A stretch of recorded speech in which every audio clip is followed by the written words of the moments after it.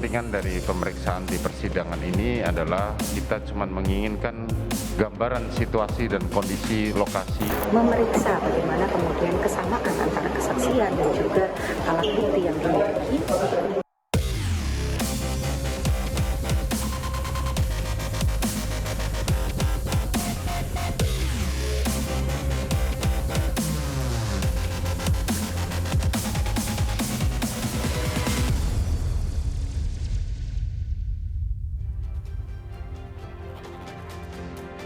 Bertemu kembali, saudara. Rumah Verdi Sambo dibuka untuk kepentingan persidangan. Sekali lagi saya sampaikan untuk poin yang ini, jurnalis Kompas TV Niputu Trisnanda menjadi satu-satunya reporter. Sekali lagi, satu-satunya reporter yang berada di rumah Sambo saat itu. Lebih lengkap, Niputu Trisnanda sudah bersama saya saat ini. Putu, apa kabar? Baik.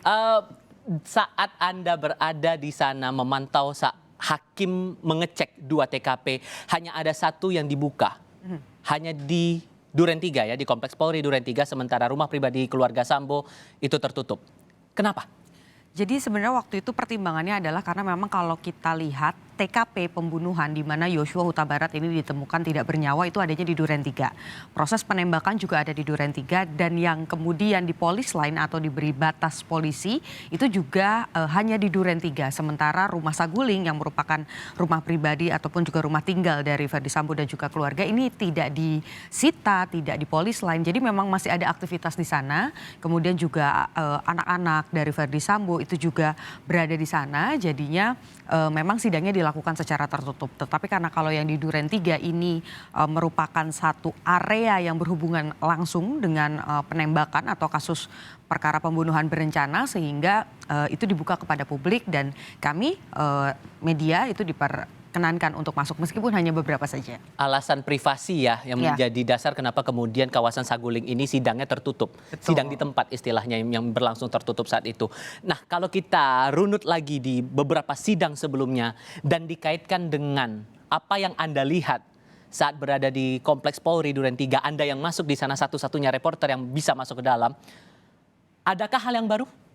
Sebetulnya ini tentu semua halnya menjadi baru untuk saya karena bahkan ini kan menjadi sorotan bagaimana kemudian banyak sekali masyarakat Indonesia yang penasaran sebetulnya seperti apa kondisi di Duren 3 khususnya, ruangannya seperti apa. Kita tahu selama proses proses di ruang sidang juga ada perdebatan antara kesaksian Eliezer dan juga Sambo. Jadi ketika masuk ke sana yang kemudian berbeda dari apa yang saya pikirkan adalah bagaimana kemudian ternyata denah rumahnya itu sangat kecil, sempit dan juga interaksi dan lain sebagainya itu sebetulnya bisa terlihat dengan sangat mudah kalau kita berada di area ruang tamu di mana Yosua Huta Barat ditembak ya. Oke, kita coba putarkan kalau begitu untuk visual awal saat hakim pertama kali tiba di TKP tempat kejadian perkara di Kompleks Polri Duren 3 Jakarta Selatan. Ini visual saat hakim berada di taman. Apa yang bisa Anda jelaskan dari visual ini? Ya, ini adalah visual sebenarnya ada 2 kali majelis hakim yang kemudian mengecek CCTV. Jadi memang CCTV ini jadi satu poin yang diperhatikan betul oleh majelis hakim dan juga didampingi oleh jaksa penuntut umum dan juga penasihat hukum dari masing-masing terdakwa. Jadi yang pertama itu sebetulnya yang di luar, yang di area lapangan basket, pos satpam itu juga diperhatikan. Kemudian CCTV yang ada di dalam karena kedua CCTV ini sebetulnya yang kemudian merekam bagaimana Yosua Huta Barat itu masih bernyawa.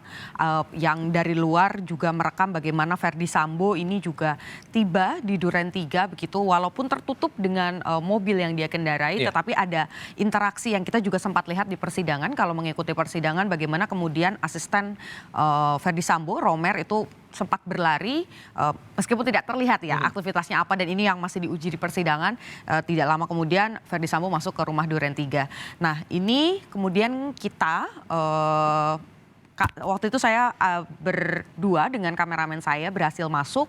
Ini setelah mengecek bagaimana kemudian area yang ada di rumah Duren 3 ini bagian depannya. Dan Anda bisa lihat bagaimana kemudian media-media yang lain harus menunggu ya dari luar pintu karena tidak mendapatkan kesempatan. Karena poin pertamanya adalah sebetulnya pembatasan ini juga agar tidak merusak TKP. Kemudian juga ada kebijakan dari dari majelis hakim untuk kemudian bisa lebih fleksibel begitu mengeceknya, tidak terlalu padat di dalam. Nah setelah ini baru kita masuk lewat garasi, jadi tidak melalui pintu yang di depan, tetapi kami masuk beserta rombongan, tentu saja didampingi dengan perwakilan dari Barreskrim Polri juga, ada tim sus juga.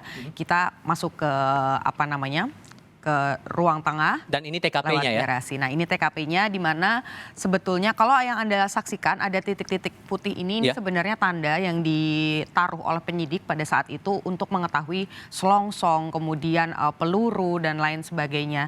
Nah yang saat ini sedang ditinjau oleh Majelis Hakim, maksud kami Ketua Majelis Hakim Wahyu, adalah titik di mana Yosua Huta Barat ditemukan sudah terbujur begitu. Jadi posisinya adalah kepalanya mengarah ke arah kamar mandi di sebelah Oke, tangga. sini. Ini pintu ini adalah gudang, di sebelah sana adalah kamar mandi. Kemudian kakinya yang ada di luar dan di sisi depannya lurus itu kamar dari Putri Chandrawati yang kalau berdasarkan keterangan PC di persidangan ini menyebut PC berada di sana gitu. Oke, berarti posisi betulnya bisa dijelaskan lagi, posisi penembakan saat itu. Dari apa yang Anda cermati soal TKP ini di cross check lagi oleh hakim bersama dengan jaksa penuntut umum itu bagaimana? Jadi ini sebetulnya tidak jauh berbeda dengan yang kemudian dilakukan pada saat rekonstruksi ya. Di mana kemudian dijelaskan juga oleh jaksa penuntut umum Eliezer dari tangga, posisi Yosua terakhir, kemudian di sisi sebelah kanan dekat dengan meja, ada meja makan di Ke arah sana ruangan lagi ini. ya? Oke. Ya ini kalau orang-orang ini agak ke Bergeser pinggir, sedikit, nah. sebetulnya terlihat mejanya. Nah Eliezer ada di situ, kemudian 1 atau 2 langkah dari Eliezer di sebelah kirinya ada Ferdi Sambo, tetapi tidak sejajar. Artinya Eliezer lebih di depan. Kemudian saya ukurnya waktu itu karena tidak membawa meteran, jadi saya ukur pakai langkah.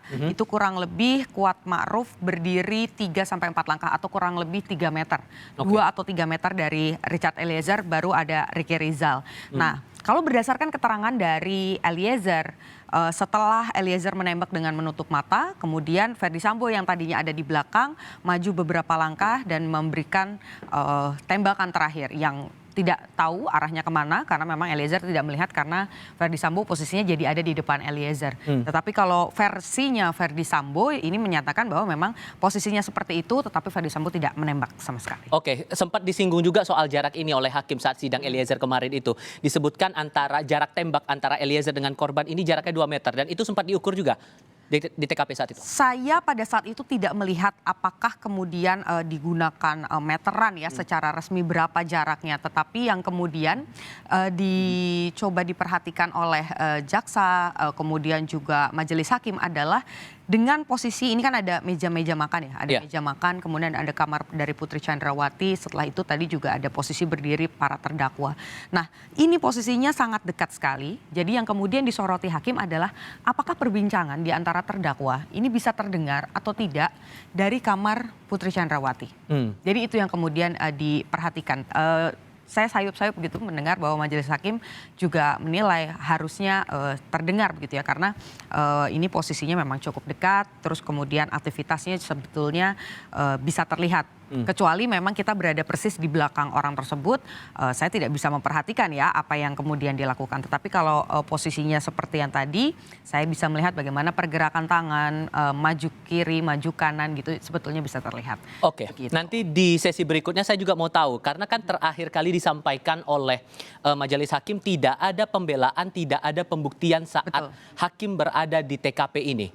Yang Anda tangkap kesannya itu apakah betul hanya sebatas melihat atau ada aktivitas lain di situ? Kita akan diskusikan lagi nanti. Untuk Anda saudara tetap di Kompas TV.